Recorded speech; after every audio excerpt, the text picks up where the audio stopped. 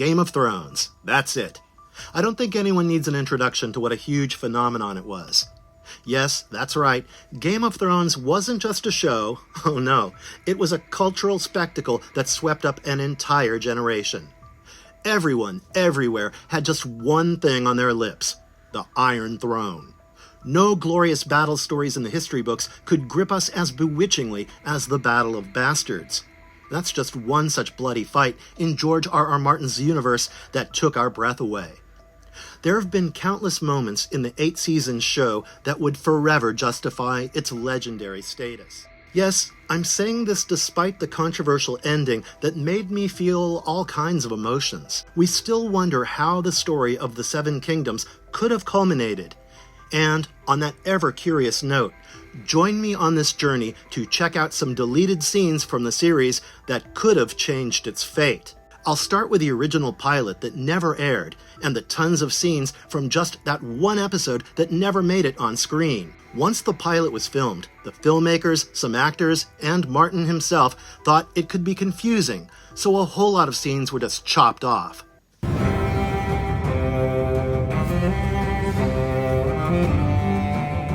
The opening sequence. Game of Thrones had one of the best opening sequences, and the mechanical map, accompanied by Ramin Djawadi's music, has been etched in viewers' minds. However, initially, the creator wanted to show a maester attaching a message to a raven. The camera then would have followed the bird as it flew over Westeros, giving us a glimpse of the significant locations as the landscapes morphed into a map. Everyone digs the grand title sequence that ultimately worked out, but it would indeed have been interesting to see everything from the raven's point of view, given you-know-what. A part of the first prologue also had White Walkers attacking the Night's Watch scouting party, but what we ultimately saw was mostly the reshoot version when Waymar Royce had to be recast. The scene with Jon Arryn. The audience was supposed to see Jon Arryn alive for a brief time, fighting for his life, before he finally took his last breath. Jon Standing was cast as the King's Hand, who desperately tried to write a letter about the controversy that lay at the base of Game of Thrones, while suffering from the pain of being poisoned. The scene also featured Cersei Lannister standing coldly as Arryn died. This sequence would have blatantly made Cersei a villain and exposed the central mystery. Well, without much mystery. In fact, the creators initially thought of delving into Cersei's true nature way too early, and bluntly, for the lack of a better word. There was supposed to be another sequence where Robert Baratheon would place a feather on Lyanna Stark's statue and Cersei would remove it, asking her handmaiden to burn it. The scene definitely could have given us a better idea of Cersei's lingering jealousy. We definitely got that vibe that Cersei was not made of roses. Still, the pilot that was finally released peeled off Cersei's complexity layer by layer, rather than making it overly obvious. The drunk Jon Snow. For the bookworms, one of the biggest things they missed in the show was witnessing an absolutely sloshed Jon Snow. However, this pilot was closer to Martin's portrayal of Snow. It had a hammered Jon who was unable to sit with the rest of the Stark children, apprehending the royal visitor's disapproval. Thus, Jon was seen to be drinking in the Great Hall with a bunch of commoners and having a heart-to-heart conversation with Uncle Benjen about joining the Night's Watch. The scene would have ended with Jon storming out of the room, saying that he would never father a bastard of his own. Okay, this one seems like a real bad miss. It could have portrayed him in all authenticity and helped the audience relate to the character's intensity instantly. We could have seen the Mad King. The Mad King remained a folklore for all Game of Thrones watchers, but had they kept this one scene from the unaired pilot, we could have witnessed Aerys II Targaryen. It had a flashback in which the Targaryen king slew Rickard and Brandon Stark. Actor Liam Burke was even cast as Aerys, and a blurry shot of this scene was also used in the promotional materials. The flashback would have been intercut with Ned and Jaime talking extensively at the Winterfell feast about how the latter killed the Mad King and overthrew the Targaryen dynasty. However, this bit was retained and used in Episode 3, when Ned Stark arrived at King's Landing. The deleted sex scene between Daenerys and Khal Drogo and between Cersei and Jaime. Initially, the scene was shot exactly how Martin described it in the book. He even approved the filmed sequence featuring Tasman Merchant as a version of Daenerys. This consummation scene showed that, in spite of the coerced arranged marriage and power imbalance, Daenerys ultimately consented to sleep with Khal Drogo. It was shot at night, which led many to wonder why the production spent extra money to shoot in Morocco. However, the final version that made the cut featured Emilia Clarke as Daenerys, who froze in terror and cried while doing the deed, making it look like she was being violated. Moreover, this one was filmed in the daylight. Cersei and Jaime too were initially depicted as having much rougher intercourse, with Jaime pulling her hair, and while Cersei said no, her overly loud moan signified her enjoying the act. I guess they were deleted for pretty much understandable reasons. The grief over Renly's death. To jog your memories, Renly Baratheon was the youngest of the three brothers from House Baratheon and Lord of Storm's End. Upon the death of the last king, Robert Baratheon, Renly too, wanted to fight for his chance to ascend the throne. His army thus fought against the other factions, including one of his brothers, Stannis Baratheon's group. It led to a civil war, with Storm's End under siege, followed by Renly's sudden death. Now by this point we know two things. One, Renly was married to Margaery Tyrell of House Tyrell, and that Renly was homosexual and was in love with Margaery's brother, Sir Loras Tyrell. The marriage was more of a strategic move, as with most Game of Thrones weddings, but Renly and Loras's affection for each other was genuine. After Renly's death, we don't really see much of the Tyrells in Season 2 before arriving with Tywin at the end of the Battle of Blackwater to save King's Landing. However, there was a deleted scene that would have shown Sir Loras genuinely mourning the death of his lover and self-proclaimed king. At the same time, Margaery tried to adjust to the situation and calculate her next move, since her only aim was to become queen of the Seven Kingdoms. The scene was intended to serve as a prologue, showing how the Tyrells sided with the Lannisters to defeat Stannis so that his downfall could further the Tyrells' master plan. The death of Irri. Irri was Daenerys Targaryen's handmaiden, gifted to her by Khal Drogo after the princess's move to the unfamiliar land of the Dothraki. Over time, Daenerys grew quite close to Irri, who helped her learn and understand the Dothraki language and customs, taught her to ride a horse, and became her confidant. It was she who helped Daenerys through her pregnancy and remained loyal to her even after Drogo's death and the birth of her dragons. Irri followed her Khaleesi into the Red Waste along with the remaining Khalasar and eventually reached the castle of Xaro Xhoan Daxos in Qarth. He initially welcomed Daenerys and her followers with gifts and hospitality before revealing his true manipulative intentions. However, during their stay at Xaro's residence, Daenerys one day discovered Irri strangled to death, along with some of the Khalasar. She soon realized that one of her other handmaidens, Doreah, who had taught her the art of seduction to please Khal Drogo, was missing, as were her dragons. Though Daenerys suspected Doreah's hand in Irri's death, a deleted scene showed Doreah murdering her. I understand that they were minor characters, and clarifying Irri's death may not have been a priority, but it was still hard to miss. Doreah ultimately ended up trapped in the vault with Xaro Xhoan Daxos in the Season 2 finale. Littlefinger versus Varys. Oh my, these two. Varys did redeem himself in the end, but Littlefinger, aka Peter Baelish, never seemed to get enough of his treacherous little plans. Honestly, he deserves much more hate than we already give. Both Varys and Littlefinger were on the King's Small Council, and both had extremely cunning minds. Back in the first few seasons, it wasn't easy to gauge who was smarter and who would end up outwitting the other. Turns out there was a scene in Season 2 that could have shed light on which way the pendulum was swinging. The sequence began with Littlefinger stroking the Iron Throne and getting cut, which hinted at how the throne wounded the power-hungry. It followed a verbal spar between Littlefinger and Varys, with Peter tauntingly asking whether he would like to see a dance, while Varys congratulated him on his new title as Lord of Harrenhal, which had been given to him as a gift. Baelish replied that Varys was welcome there any time. Varys then remarked that the castle was a standing symbol of misfortune where countless people had died. He took a dig at Baelish, saying that the latter seemed to have a fondness for vengeful spirits, a line that was cut short as he expressed his need to meet the real Hand of the King, Tywin Lannister. Littlefinger further disrespected him by saying that Varys had a poor sense of choosing allies, given his association with men like Tyrion and Ned Stark. Varys initially appeared unperturbed by Littlefinger's endless insults, until the man insinuated that he was the most grotesque figure in the king's court, hinting at his status as a eunuch. Though this was a dialogue-heavy scene that mostly focused on the petty rivalry between the two, it could have highlighted the extent of Littlefinger's selfishness and crude outlook, while subtly suggesting that Varys could never match Littlefinger's level of evil. The Hound's interaction with Sansa. For the better part of the first few seasons, Sansa was treated like fodder.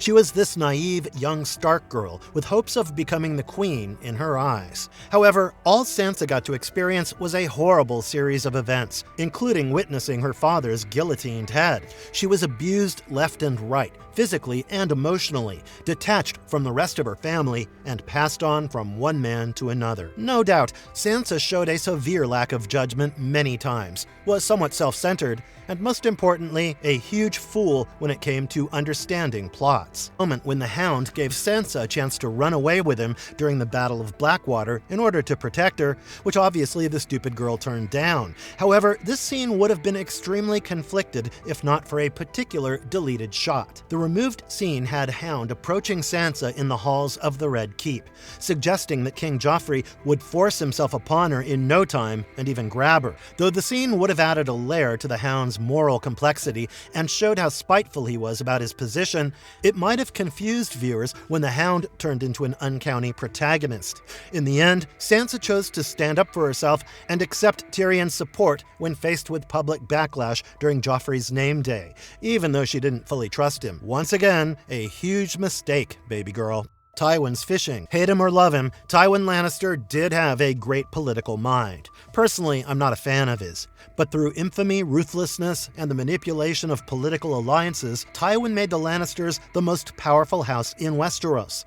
There was a scene in Season 3 that didn't make it into the final cut, but is often cited as a fan favorite. It showed Tywin quietly fishing and enjoying some leisure time when he was joined by Grand Maester Pycelle, who wanted to discuss the minutes from that day's council meeting. Pycelle brought up the matter to Tyrion, who, as acting Hand of the King, had removed him from the council and exposed his facade. Pycelle insisted that Tywin revoke Tyrion's decree, now that he had resumed his position as Hand. However, when Tywin refused and confronted him about his act as a hunched, stammering old man, Pycelle dropped the pretense, stood straight, and spoke in a clear voice, remarking that even he was surprised by how easily everyone had believed his performance for so long. He then calmly requested to be reinstated to the council, reminding Tywin how he had supported the Lannisters ever since he turned against the Mad King. Though Tywin didn't immediately ensure Pycelle's return to the King's Council, he told him he would have him serve in a way befitting his hidden vigor, and handed him the basket of fish to carry to the kitchen for supper. The scene was a brilliant commentary on Tywin Lannister's cold intellect and his pride in his accomplishments. Ultimately, he did reinstate Pycelle's position on the small council, and had the sequence been included in the episode, it would have offered deeper insight into Tywin's shrewd and calculating mind, which always helped him master the game of king-making. Robb Stark's discussion with Edmure Tully. I can't be the only one who is hopeful about Robb Stark. The boy had the spark and showed real intelligence, until his emotions and impatience overtook him. However, there was a scene in Season 3 that could have proven otherwise. It would have thrown light on the fact that he was not just driven by the power of youth's warm blood and impulsiveness. We did see a scene where Robb was discussing their invasion plans with his bannermen and belittled his uncle Edmure Tully's failure to capture the mountain. However, there was supposed to be an extended version that could have established that Robb knew very well how to play his political tactics to hold his cause together. Here, he hid his immense frustration at Edmure's half-witted plans and feigned his praise for Edmure's success at the Stone Mill, even though his uncle had already poured cold water on his larger war schemes. This would have given him more fan support as a worthy king in the North, who knew how to demonstrate solidarity in front of the Northern Lords, including Rickard Karstark, whom he later executed. Jon's meeting with the king beyond the wall and growing feelings for Ygritte. Some segments of Jon Snow's meeting with the King Beyond the Wall, Mance Rayder, were trimmed from the episodes we saw. The uncut version portrayed a longer, edgier interaction between Jon and Rayder, with Jon struggling to convince him through uneasy exchanges and measured answers. We did see much of this in the show, but the extended version developed the narrative with greater depth and intensity, as Rayder repeatedly tested Jon's intentions, amplifying the underlying tension. Jon had to convince Rayder of his loyalty to the the wildlings, while in reality, he had been sent there by Sir Alliser as someone who had broken his vows to the Night's Watch. Jon was essentially working as a spy, tasked with infiltrating the wildling army, learning their plans, and gauging their strength. While on this secret mission, he met a wildling girl, Ygritte, and fell in love with her. There were quite a few removed parts where we could have seen Jon's emotional turmoil as he navigated love and loyalty.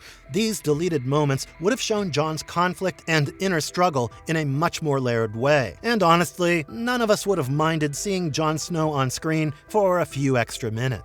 The Small Council's discussion about Night's Watch. Game of Thrones was a kind of show where you'd miss the context if you missed out on one random interaction. Probably that's why the makers chose to limit some of the wordy scenes, lest audiences zoned out. One such scene, which was omitted in Season 3, was where Tywin Lannister learned about the situation beyond the Wall. Tywin then considered sending an envoy to meet Mance Rayder and make a deal with him, thinking Mance was nothing before him and that he could easily take the man under his control.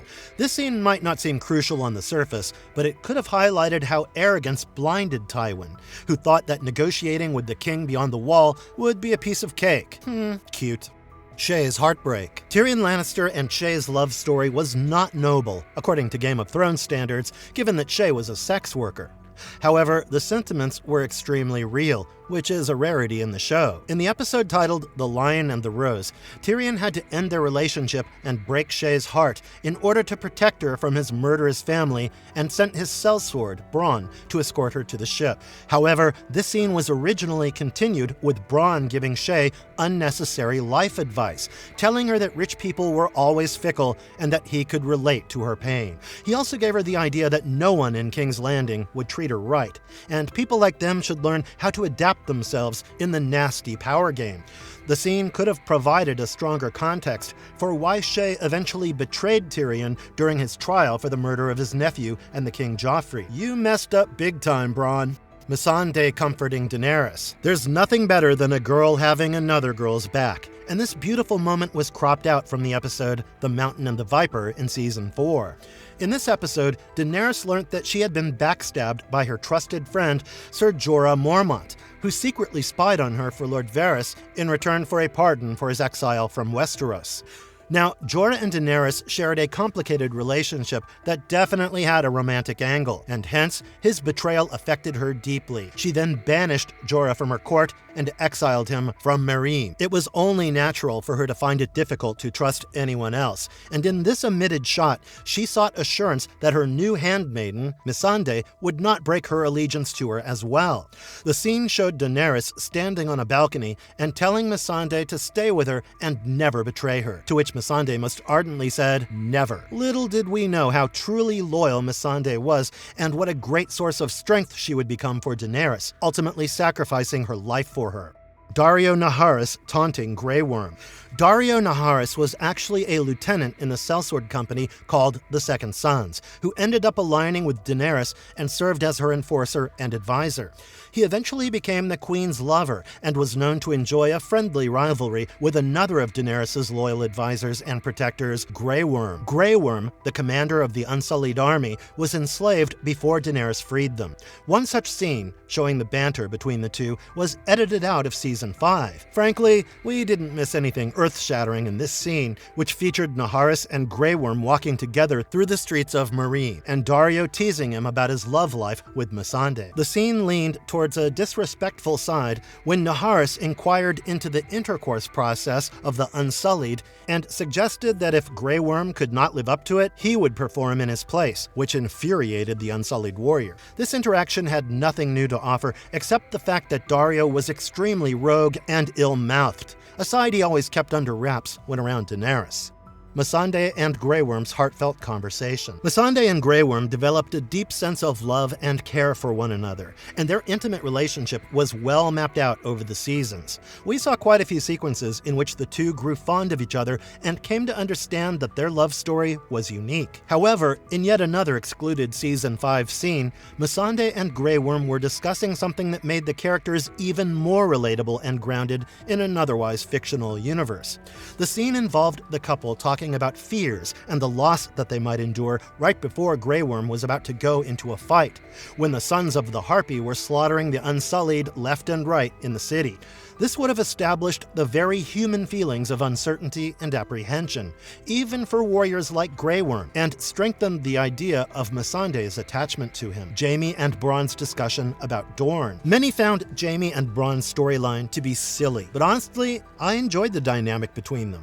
It marked the point in the show when we started feeling for Jaime Lannister, and his emotional side began to unfold beneath the burden of carrying the legacy of House Lannister and ensuring victory in an upcoming war. Bronn, being the mercenary and sharp-tongued man that he was, developed an uncanny yet intriguing relationship with both Lannister brothers. Frankly, his association with Jaime and all the apparently frivolous scenes provided some much-needed breathing space amidst the heightening tension. In an extended scene in Season 5, Jaime and Bronn were seen discussing Dorne, with the latter explaining what the country was like, since the series didn't delve much into it. However, much of what Bronn had to offer was deemed self-explanatory, given we were already familiar with Oberyn Martell's extracurricular habits in Season 4, and that's precisely why the scene never made it on screen. The interaction between Tormund and Sir Alliser Thorne. By Season 4, the character of Tormund had become a significant one in the northern realm of the Game of Thrones universe. Tormund Giantsbane was the leader of the Wildlings, or as they liked to refer to themselves, the Free Folk. Once Jon assumed the position of commander of the Night's Watch, he wanted to bring in the Free Folk to join their common fight against the White Walkers. Indeed, it was not easy for him to convince either Tormund or many of his own brothers of the Night's Watch, especially the faction under Sir Alliser Thorne. Fortunately, Tormund recognized Jon's commitment when he helped them fight an army of White Walkers and agreed to form an alliance that, over time, would blossom into a wonderful friendship. However, their relationship had a rocky start.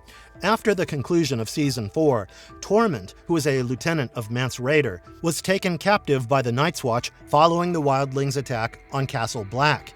A scene that was filmed but later cut showed a harsh interaction between Sir Alliser Thorne and Tormund, where the former suggested that if it were up to him, he would do unspeakable things to Tormund, hinting at his murder. But Tormund cleverly retorted, reminding him that he was no longer in charge of the Night's Watch, after which the old man stormed off. Olenna Tyrell's conversation with Mace. Olenna Tyrell was a badass woman who rose to prominence in Season 3 of the show.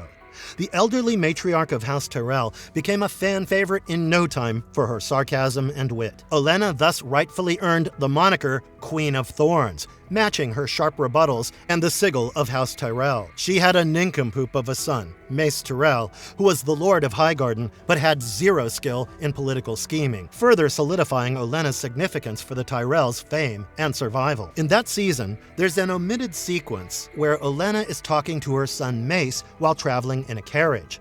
Olenna tries to knock some sense into Mace by explaining the real reasons Cersei was sending him to the Iron Bank to negotiate. Mace believed it was his duty as Master of Coin, but Olenna laid bare the reality of how cunningly Cersei sent him away, along with the Kingsguard, to ensure he was stuck in Braavos while his children, Margaery and Loras, were being captured by the Sparrows. Olenna managed to expose Cersei's true motives to her ever-gullible son, and assured him that they would do everything to free the Tyrell children from the Sparrows' clutches while the Lannisters and the religious group tore each other apart. Okay, this scene should have made it to the show. We loved Olenna, and seeing her rebuke her worthless son would have definitely made for a thoroughly satisfying moment, and reinforced her reputation as the true brain behind House Tyrell. Alliser Thorne's hatred for Jon Snow. We barely saw Ghost in most of Season 6, and a few of the scenes that were actually filmed were cut, primarily because of the poor CGI. In one such deleted moment, Edison Tollett and Sir Alliser Thorne had a heated exchange over arranging food for the dire wolf. Tollett insisted that Ghost could not be kept hungry any longer and wanted to let him out, but Alliser coldly replied that Castle Black was not a place for wolves. Ghost was seen growling, yet Sir Alliser didn't care, likely because Ghost belonged to Jon, and this was his chance to vent up all his pent-up frustration against him. While the scene could have given a clearer view of Sir Alliser's hatred and cruelty, Ghost's CGI looked terrible here. Arya's retort. Season 6 featured quite a lot of Arya Stark's transformation and her time with a troupe of traveling actors parodying the Lords of Westeros. The group was led by Isambaro, played by the brilliant actor Richard E. Grant, and Arya, as part of the Faceless Men, was on a mission. She was tasked with murdering Lady Crane, a major actress in the drama group. And through the Stark girl's journey, viewers learnt more about the character and the rest of the troupe. Many have complained that the stage play scenes hampered the storytelling pace and seemed to stall the narrative, which personally I agree with. As a result, much of what was filmed was edited out from the episodes that were broadcast. One such extended cut took a dig at HBO's censorship rules and the critics who found George R.R. Martin's novels feature overly violent sections unfit for television. The scene involved an audience member sarcastically yelling, "Violence and profanity, how original!" To which Arya replied that if it bothered him so much, he could just leave. Whoa. This scene would have been a slap in the face to all those who believed the series to be too gory. I mean, what did you expect from a show built around battles for a throne, huh? Cersei's miscarriage. Back when Cersei told Jaime that she was expecting in Season 7, most of us thought it was yet another manipulative move on her part to control him. The suspicions grew stronger given the prophecy Cersei was told as a child, which stated that she would bear 3 children. There was also no such blatant storyline around her pregnancy, except for a subtle hint when she stopped drinking wine in Season 7, and when her silence answered Tyrion's questions about it. However, she returned to her old habits by the following season, which convinced us that she had outrightly lied to Jaime. An omitted scene, however, might have provided clarity and shown Cersei's softer side as a grieving mother who had lost all her children and longed to keep her unborn child. Lena Headey, the British actress who played Cersei Lannister, clarified in an interview that Cersei was indeed pregnant but suffered a miscarriage.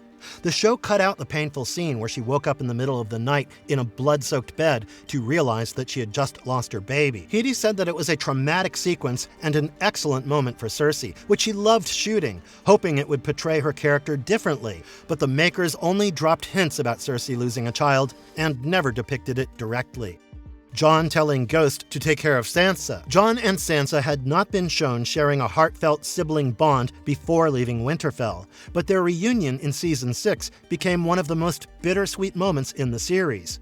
Believing they had lost all of their family, Sansa and Jon had no one left but each other, becoming each other's emotional shelter. A deleted scene in Season 7 showed Jon entrusting Ghost with the responsibility of keeping his sister safe while he went to meet Daenerys. This would have highlighted a couple of important points. First, that the direwolves in Game of Thrones were much more than just pets. They were fiercely loyal protectors, and their fates often mirrored those of the Stark children. For instance, Lady's death foreshadowed Sansa's suffering and grief when she learned of Robb's death. Ghost surviving underscored Jon's centrality in the story. Second, it would have shown how deeply Jon cared for Sansa's well-being, reinforcing the importance and power of the Stark siblings' allegiance to one another. Ghost was a part of Jon, and by leaving him behind, Jon was entrusting a piece of himself to protect his home in the north. Bran and Sansa talking about Littlefinger. No wonder Game of Thrones started disappointing us towards the end of the series, because if you keep on chopping off such important scenes, how on earth would the narrative feel coherent? We saw Arya and Sansa team up to expose and execute Littlefinger, which was definitely delightful, but it felt disconnected somewhere. This is because of a scene which was intended to show Sansa talking to Bran about all of Littlefinger's doings, his expansive plotting, his brutality and treachery, which allowed Sansa and Arya to see through his pretensions and punish him for his crimes. Actor Isaac Hempstead Wright, who played Bran, revealed in an interview that it suddenly occurred to Sansa that she had a huge CCTV department at her discretion, and it might be a good idea to check with him first before she guts her own sister. So she goes to Bran, and Bran tells her everything she needs to know. Hempstead explained why the scene was left out, including that it would have reduced the bombshell of a moment when Sansa summoned Arya, ready to execute her, only to outsmart Littlefinger instead. Additionally, removing the shot emphasized Sansa's ongoing naivete, showing that she was still unaware of Littlefinger's trickery and had to rely on Bran to uncover the truth. Tormund's flirting with Brienne of Tarth. Ever since Tormund laid eyes on Brienne of Tarth, the fearsome warrior was utterly smitten. There were plenty of silly moments where he tried to impress her or win her over, only for Brienne to walk away in annoyance, ignoring his advances. One such scene was cut from the very first episode of Season 7. Tormund approached Brienne at Winterfell while she was training Podrick and attempted to flirt by boasting about his carnal encounter with Sheila the Bear. We did catch a glimpse of Brienne walking off in disgust while Littlefinger and Sansa were talking overhead, but sadly for fans of the pair, the whole conversation never made it to the show. Honestly, it was a bit too raunchy to charm someone like Brienne, but subtlety was never Tormund's strong suit. His crude comments about the bear's sharp fangs and softness below, which meant to imply Brienne's own beastly yet sensual qualities, were a bit too crass. Plus, given that Brienne had already faced off with a bear herself back in Season 3, Tormund's high talk fell on deaf ears, leaving her visibly uncomfortable by this unwanted attention. This brings us to another brief moment that was deleted from Season 6, where Sansa jokingly teased Brienne about Tormund, only for her sworn protector to drown in embarrassment. Sam and Gilly discussing the White Walkers. The first episode of Season 7 removed another controversial sequence, this time between Sam and Gilly. There was this segment where we saw Sam reading books from the Citadel's restricted library and recalling the mountain of dragon glass lying beneath Dragonstone. However, Gilly too picked up a book titled Legends of the Long Night at the same time and began reading it aloud. It was Gilly's lines that never found a place in the episode. In the cut scene, Gilly claimed that her father, Craster, was once drunk when he gave one of his sons away, and told the baby boy that it was time to meet his brothers. Gilly also mentioned that some of Craster's older wives referred to the White Walkers as Craster's sons. She then reminisced about the time when the White Walkers attacked them and questioned if he was one of their brothers. The scene probably got omitted because we already knew that Craster's sons were indeed turned into monsters, but it remained unclear whether everyone knew about Craster's son donation policy, except Jon, who happened to get a glimpse of the old man's sons being taken away back in Season 2. This could have given Gilly a much more meaningful role in the show in uncovering important information about the White Walkers. Also, while we're still on the topic of Sam and Gilly, the montage that showed Sam's life in the Citadel as a budding maester was supposed to be much longer and hilarious. Euron Greyjoy kissing Yara. Well, incest never bothered anyone in the world of Game of Thrones, so even if this scene had been broadcast, it wouldn't really have raised many eyebrows, except for the fact that it was unnecessary. In the first episode of Season 8, when Euron Greyjoy arrived with the Golden Army and its leader, Harry Strickland, he had an elaborate dialogue with Harry, which was removed. The conversation went something like Euron planning to sleep with Cersei and Strickland saying that Jaime Lannister would not like that. As written in the script, the dialogue would have gotten even more uncouth, with Euron having the lines, "She can think of him when I'm inside her. I don't mind." This was supposed to be followed by Euron going to Yara, who was now being held captive by her uncle. He would have then kissed her on the lips, once again claiming excitedly that he would be doing it with Cersei. As he walked away, Euron threw a foul sexual insult at Yara to assert his dominance. In the actual version, we didn't hear from Harry Strickland until he came inside the throne room, and neither did Euron kiss Yara, though he got uncomfortably close to her face. Alice Karstark had a more prominent role. The daughter of Richard Karstark, Alice, was supposed to be involved way more significantly in the Battle of Winterfell. According to the script for the episode A Knight of the Seven Kingdoms, Theon would volunteer to protect Bran in the Godswood during the battle. But Jon said he didn't have enough men, only for Alice to say she would join him too. She wanted to join to rectify the Karstarks' betrayal of Robb. This exchange was never aired, but in episode 3 of Season 8, we found Alice Karstark and her men walking behind Theon and Bran. There were other moments and dialogues planned to establish her as an essential figure, such as when the Whites would invade Godswood, but the lady would remain calm and instruct her men to follow her. The scene would have shown Alice and her men facing off against some Whites, but ultimately what aired showed Alice near Theon in the Godswood. There was no dedicated moment or screen time for Alice, who was presumed dead by the end of the battle. Tyrion and Sansa killed White Walkers. This one really should have made it on screen. We could have seen Tyrion and Sansa join hands in a crucial moment, and it would have given them some action-packed scenes, which were largely absent from their portrayals in the series.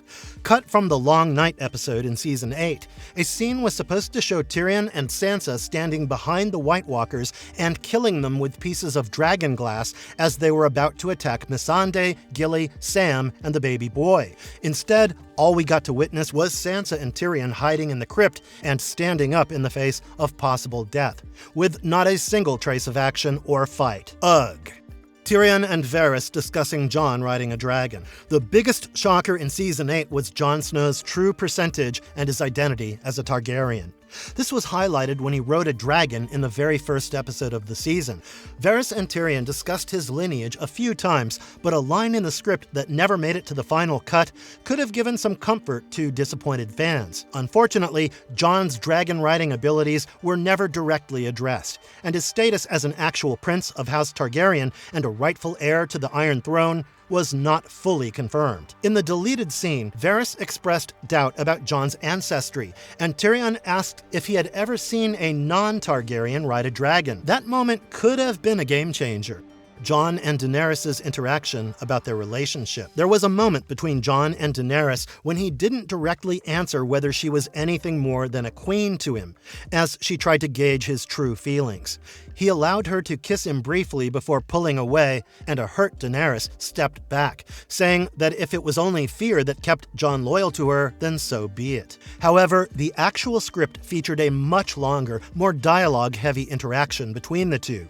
Jon was to enter Dany's room after Varys' execution, where she immediately confronted him about talking to Varys on the beach and wanted to know what they had discussed. Jon gave a vague response, saying she already knew what they might be discussing and that Varys knew he was a Targaryen and wanted Jon to claim the throne.